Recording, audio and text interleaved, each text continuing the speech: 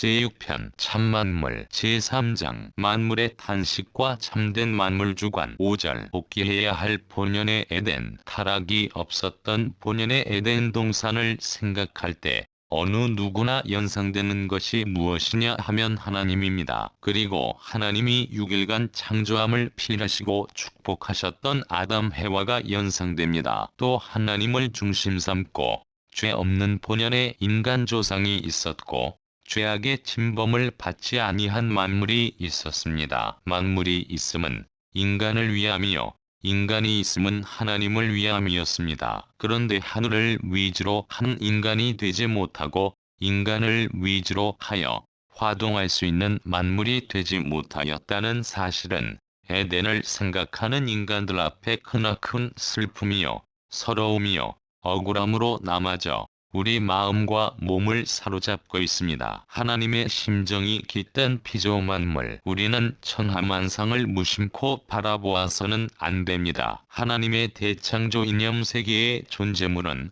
모두 하나의 사랑을 목적으로 하여 움직이기 때문에 지극히 미미한 존재라 할지라도 거기에는 하나님의 온정력이 깃들어 있습니다. 하나님께서 이 피조세계를 엿새 동안에 지으셨지만 그 하나하나의 존재물, 예를 들면 첫째 날이나 둘째 날에 지음받은 존재물에도 엿새 이후에 벌어질 대우주의 창조 이념이 연결되어 있었습니다. 이렇게 볼 때 어느 것이든 하나님의 심정을 불의로 하여 지어지지 않은 것은 하나도 없다고 단정할 수 있습니다. 우리는 옛날 유명한 사람들이 남긴 유물을 소중히 여깁니다. 그들이 지니고 살던 골동품을 소중히 여깁니다. 그러나 지금 여러분의 눈앞에 모래알이 떨어져 있다고 할 때 그 모래알 하나에도 하나님의 심정이 인연되어 있다는 것을 알아야 됩니다. 그것은 어떤 귀한 사람이나 훌륭한 사람보다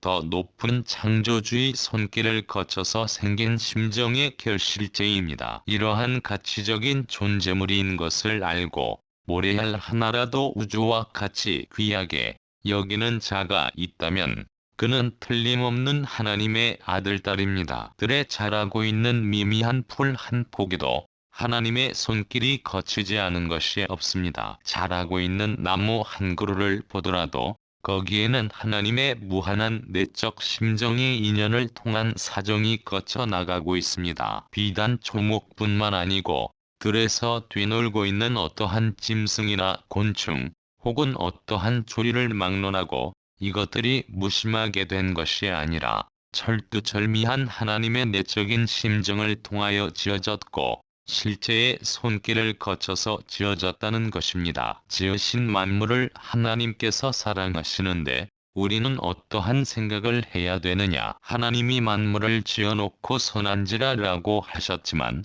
그 가운데에서도 제일 사랑하는 것이 풀이라면 풀 가운데에서도 하나님이 제일 사랑하는 풀이 무엇일까를 생각해야 됩니다. 이런 것을 여러분이 시간을 아끼지 않고 생각할 수 있는 자리에 머무른다면 여러분은 사람을 짓기 전에 만물을 통하던 하나님의 은사와 접할 수 있습니다. 그리고 한 포기의 풀을 붙들고도 즐거워하면서 이것이 한날의 소망의 대상이 된다는 사실을 알고 깊은 심정을 가져야 하고 하나님의 손길을 거쳐 나온 풀이라는 것을 체휼해야 됩니다. 그런 사람이 있다면 그는 타락한 인간이지만 태초에 천지를 창조하시던 하나님의 창조의 심정 세계에서는 하나님의 친구 입장에 들어갈 수 있을 것입니다. 하늘의 심정을 흠모하고 하늘의 이념을 고대하고 하늘의 복귀의 동산을 바라보는 참다운 마음을 가졌다는 사람 중에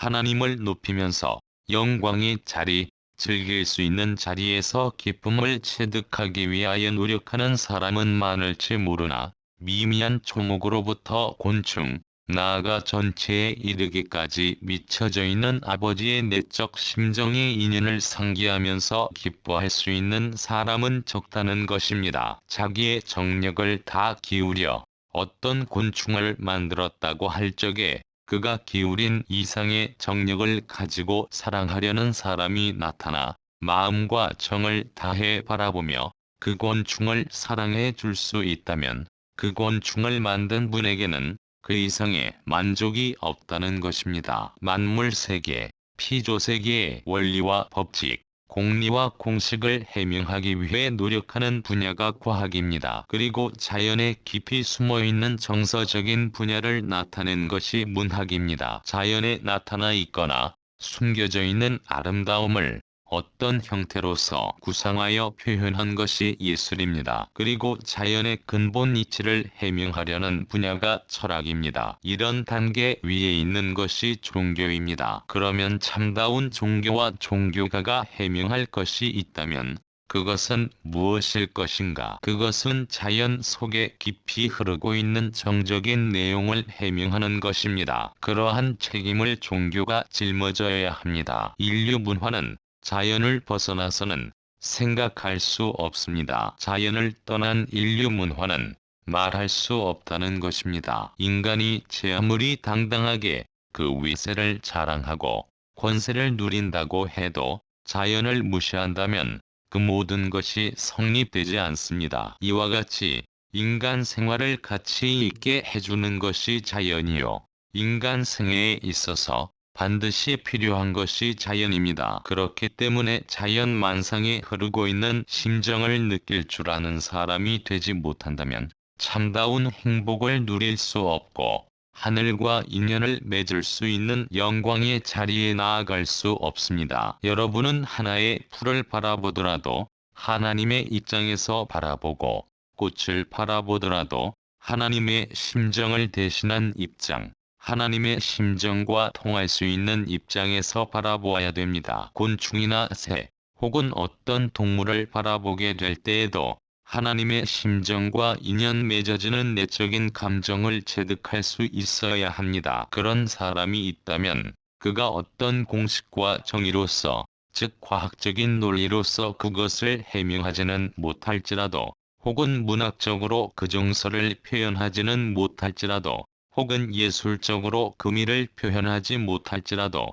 정서적으로 사랑을 체휼하는 힘이 없을지라도 이는 위대한 과학자요, 위대한 문학가요, 위대한 예술가요, 위대한 철학자요, 위대한 종교가임에 틀림없습니다. 만물의 주인이 될 자격. 우리는 우리 시선에 자극을 주는 삼라만상을 매일같이 대하고 있습니다. 그러나 여러분은 그날을 그저 같은 심정 혹은 같은 감정으로 삼라만상을 대할는지 모릅니다. 그러나 인간이 타락하지 않았다면 선을 중심 삼은 본연의 자연이 되었을 것입니다. 그랬다면 우리 조상은 이 자연을 보고 어떻게 느꼈으며 또한 우리를 지으신 하나님은 어떻게 느꼈을 것인가 하는 것을 다시 한번 생각하지 않으면 안 되겠습니다. 여러분은 어느 한때의 신비스러운 분위기 혹은 은혜 분위기에서 자연의 꽃 한 포기를 바라보는 것을 마음으로 그리워한 적이 있었습니까? 또 초상의 누구를 만나는 것과 같은 간절한 마음으로 대해본 적이 있었습니까? 혹은 산천을 바라보게 될 때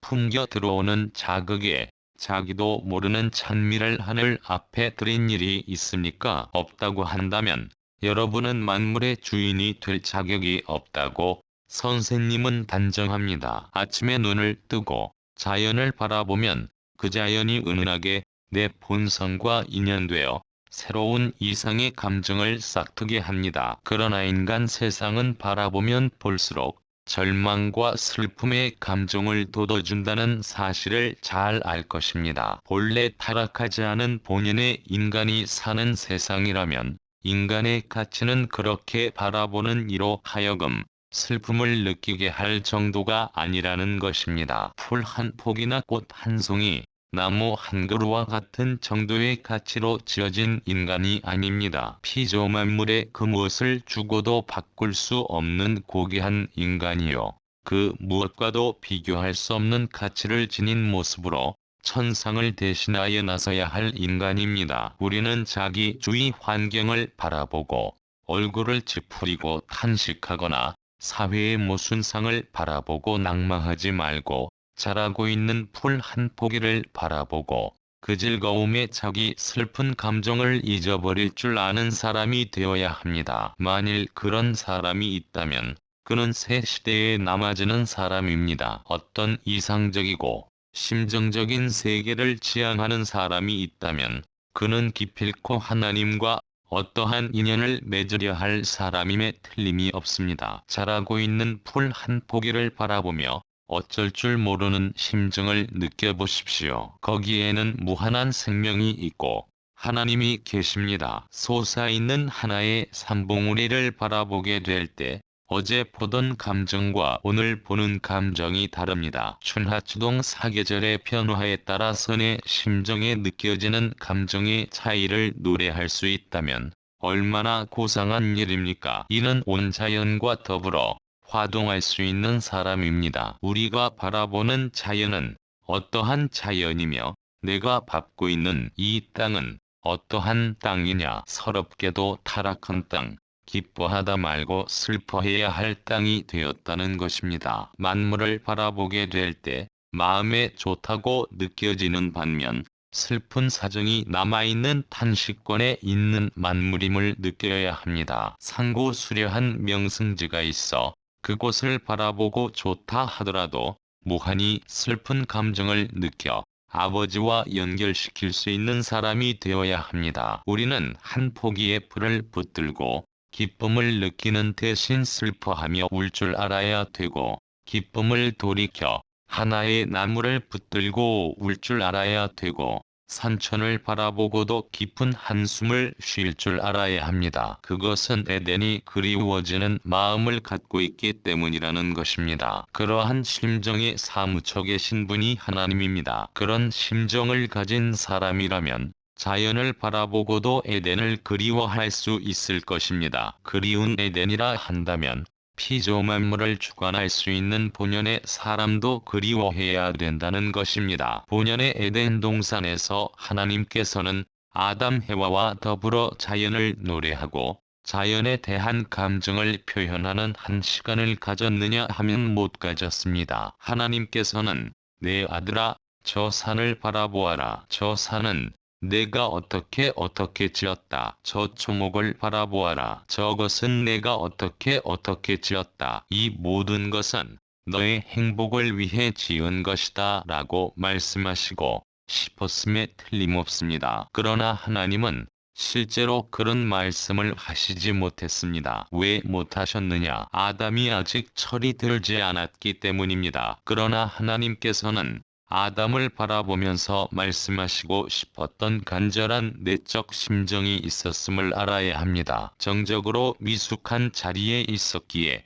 아담을 대하여 말씀하실 수 없었던 하나님의 사정을 알아야 됩니다. 본연의 에덴을 그리워해야 됩니다. 하나님의 무한한 사랑이 있는 세계에 한번 시작하면 그대로 영원히 사랑의 감정에 화할 수 있는 세계, 한번 노래하면 영원 무궁토록 노래에 취할 수 있는 세계, 한번 뛰면 하나님과 더불어 영원히 뛰고 싶은 마음이 우러나는 세계, 한번 움직이고 한번 책임지면 이것은 영원한 가치의 책임이 된다고 생각하고 노력할 수 있는 세계, 이러한 세계가 그리워 울 줄 아는 사람이 되어야 합니다. 그러한 심정을 지닌 인간을 잡지 못한 것이 하나님의 슬픔입니다. 땅을 대하여 섭리하시는 하나님은 기필코 그러한 사람을 찾아 세우지 않을 수 없습니다. 우리가 부르는 노래에도 산천 혹은 자연이 들어있는 것은